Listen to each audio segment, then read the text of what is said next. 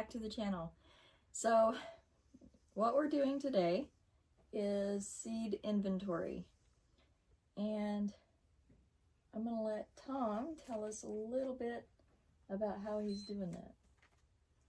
I'm just going through what we have. Yeah?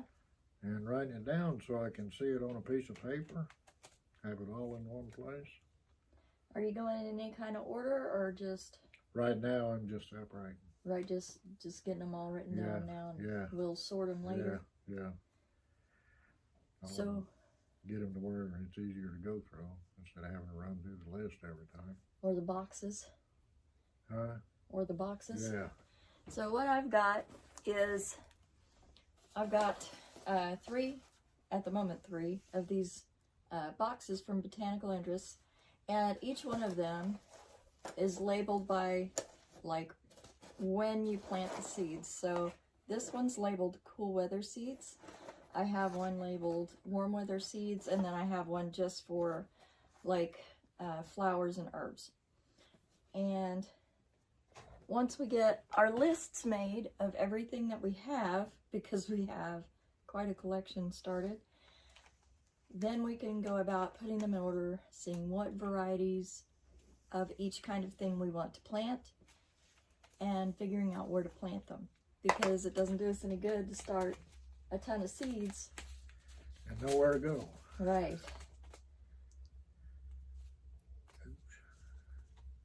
Some of those are folded, yeah. Okay. Okay, now another bunch of them. I don't know where I'm going to put all these. Separate them. Well, hopefully we can put them back together kind of the way we've got them. Yeah, but while we're having them scattered out like this. You want a table? I've got these folding tables. We can set those up in between us if you want. Yeah, as long as she don't want to get up there. As long as Santana doesn't get up there. Kitty cats like to get in the middle of things. So anyway, we're going to get on with this business, and I'll bring you back once we have our system kind of sorted out and organized, and let you know what we've done.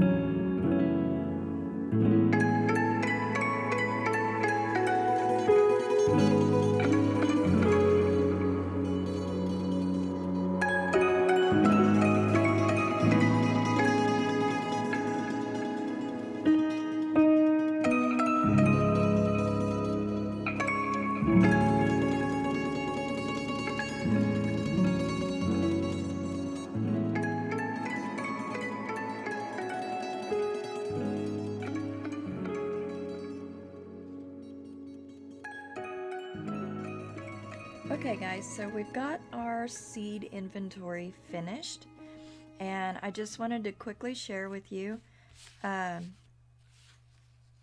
what we ended up with versus what we started out with.